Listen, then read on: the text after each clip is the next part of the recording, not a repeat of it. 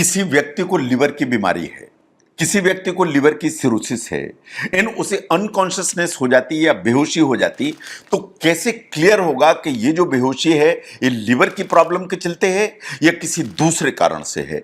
ये ऐसा $1,000,000 क्वेश्चन है जिससे आप परेशान नहीं रहते, उससे उतना ही डॉक्टर्स भी परेशान रहते हैं। आज इसको साइंटिफिकली एनालाइज करूंगा मैं doctor V K Mishra from gastro liver hospital, Swaroopnagar, Kanpur. तो अगर बेहोशी हुई तो कैसे क्लियर हो कि ये लिवर के चलते है या लिवर के चलते नहीं है? जो हेपेटिक एनकेफेलोपैथी या लिवर के चलते जो बेहोशी आती है वो प्राइमरी डायग्नोसिस ऑफ एक्सक्लूजन है, इन द सेंस कि आपको बाकी चीजें अलग करनी पड़ती हैं, यानी ये देखना पड़ता है कि और कोई दूसरा कारण तो नहीं है जिसके चलते बेहोशी आई।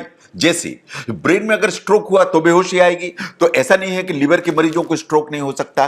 ब्रेन में इंफेक्शन हुआ, उसकी झिल्ली में मेनिंजाइटिस हो गई तो बेहोशी आएगी, ऐसा नहीं है कि लिवर के मरीज को मेनिंजाइटिस नहीं हो सकती। तो इसलिए जब भी बेहोशी आती है लिवर की बीमारी के साथ, तो ये हमारी जिम्मेदारी बनती है कि उसको क्लियर करें कि लिवर की प्रॉब्लम के चलते है या लिवर के प्रॉब्लम के चलते नहीं है। तो इसलिए हमें हमेशा ये देखना पड़ता है कि कहीं ऐसा तो नहीं है कि लिवर फेलियर के कोई दूसरे सिम्टम्स भी आ रहे हैं। नाउ सबसे पहले क्लिनिकल एग्जामिनेशन में सबसे पहला जो हम काम करते हैं वो देखते हैं लिवर फ्लैप, जिसे एस्टेरिक्स के नाम से जानते हैं। आप इसे घर में भी कर सकते हैं। इसको बिल्कुल ध्यान से देखिए जो आपको फोटोग्राफ में दिखाई दे रहा है। ये वास्तव में अर्ली जो हेपेटिक एनकेफेलोपैथी है उसका हेलमार्क है। जो पेशेंट्स हैं उनको बोला जाता है कि आप हाथ ऐसे सीधे रखें, आप अपने रिस्ट को जो है पीछे करके ऐसे रखें, एंड आप देखेंगे कि जब वो ऐसे करके रखते हैं तो इसका मूवमेंट ऐसे ऐसे ऐसे ऐसे ब्रीफ इरेगुलर इस तरह का फ्लैपिंग जो है वो मूवमेंट आने लगेगा। ये इस चीज का संकेत देता है कि दैट जो अटेंशन स्पेन है वो नीचे की तरफ है, और ये अर्लीस्ट साइन है कि ये हेपेटिक एनकेफेलोपैथी है। इसे कहते हैं लिवर फ्लैप। नंबर 2 पर आती है वेस्ट हेवन क्राइटेरिया। इससे पिछले जो वीडियो है आप उसको वापस जाएं, उसको देखें। उसमें मैंने ग्रेडिंग सिस्टम की बात की थी कि grade 0, grade 1, grade 2, grade 3, grade 4, ये जो ग्रेड्स हैं अलग अलग, ये वास्तव में सीवियरिटी सिम्टम्स को बताते हैं। ये इंडिकेट करते हैं कि ये जो कॉन्शियसनेस में गड़बड़ी हुई है वो लिवर के चलते है या लिवर के चलते नहीं है। तो वेस्ट हेवन जो क्राइटेरिया है वो इसको क्लियर करेगा कि जो बेहोशी की जो पैटर्न है वो लिवर के चलते हैं या लिवर के चलते नहीं है।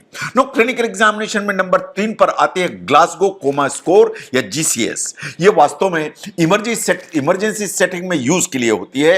ये ऑब्जेक्टिवली असेस करती है कि कॉन्शियसनेस का जो लेवल है वो कैसा है। तो नंबर 3 पर आता है ग्लासगो कोमा स्कोर। तो ये 3 चीजें मैं क्लिनिकली करूंगा इस चीज को देखने के लिए कि जो बेहोशी है वो लिवर के चलते है या और कोई कारण है। इसके बाद में ब्लड टेस्ट और लेबोरेटरी टेस्ट पे आ जाऊंगा। जो ब्लड टेस्ट सबसे पहला मैं करूंगा is the blood ammonia level. जो ब्लड अमोनिया लेवल है वो हमेशा जो लिवर के चलते बेहोशी होगी उसमें आपको बढ़ी हुई मिलेगी। जो बढ़ी हुई अमोनिया है वो ऐसा नहीं है कि डायग्नोस्टिक है, लेकिन अगर आप लिवर की बीमारी है, बेहोशी है और अमोनिया बढ़ी हुई निकल रही है तो ये वास्तव में ये इंडिकेट करती है कि जो भी आपकी होश में गड़बड़ी है या कि ब्रेन की गड़बड़ी है वो अमोनिया के चलते है। अगर बेहोशी है, लिवर की बीमारी है, इन अमोनिया नॉर्मल आ रही है तो ये हमें इस चिंता में डाल देता है कि कोई ना कोई दूसरा रीजन है बेहोशी का, एंड वो जो अल्टरनेट जो रीजन हैं या काजेज हैं उनको ढूंढने की जरूरत है। नंबर 2 पर आते हैं लिवर फंक्शन टेस्ट जो ब्लड टेस्ट से होंगे। कुछ कोएगुलेशन प्रोफाइल देखी जाएगी, प्रोथ्रोम्बिन टेस्ट एंड आईएनआर वो ब्लड टेस्ट से होंगे। कुछ इलेक्ट्रोलाइट्स एंड ग्लूकोज देखा जाएगा जो ब्लड टेस्ट से होगा। नो जब इस तरह की प्रॉब्लम होती है तो उसके बाद अगर जो ना पेशेंट कुछ कम्युनिकेट कर सकता है तो कुछ छोटे छोटे साइकोमेट्रिक हेपेटिक एनकेफेलोपैथी टेस्ट कहलाते हैं, उनको हमें करना पड़ता है।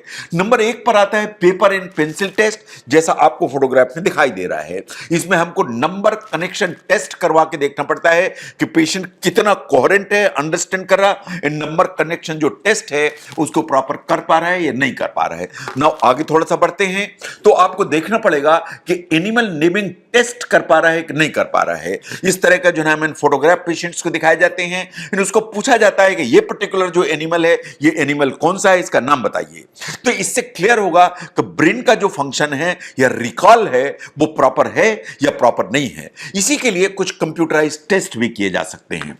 नाउ नंबर 3 पर आते हैं, जो इमेजिंग या ब्रेन एक्टिविटी के टेस्ट। नाउ इमेजिंग क्या करेंगे, आप सीटी एमआरआई करके देख सकते हैं कि कहीं कोई दूसरा रीजन तो नहीं है, कहीं ब्रेन के अंदर ब्लीडिंग तो नहीं हुई, कहीं कोई ट्यूमर डेवलप तो नहीं हो गया, कहीं कोई स्ट्रोक तो डेवलप नहीं हो गया। जो एमआरआई है एंड सीटी स्कैन है वो इन तीनों चीजों को डिटेक्ट कर सकते हैं, यानी ब्लीडिंग, स्ट्रोक एंड ट्यूमर।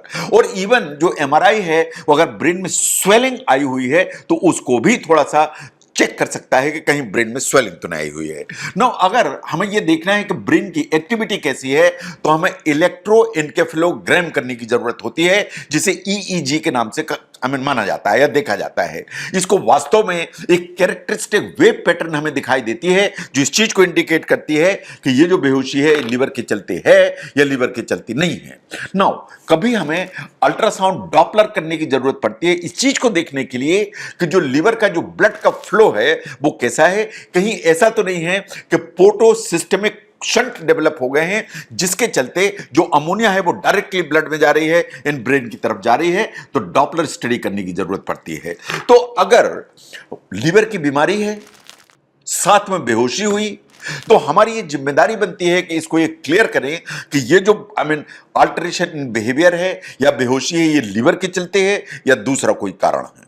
इसको करने के लिए क्या करना पड़ेगा, नंबर 1 कुछ क्लिनिकल एग्जामिनेशन करने की जरूरत है या क्लिनिकली देखने की जरूरत है कि क्या इससे पहचाना जा सकता है।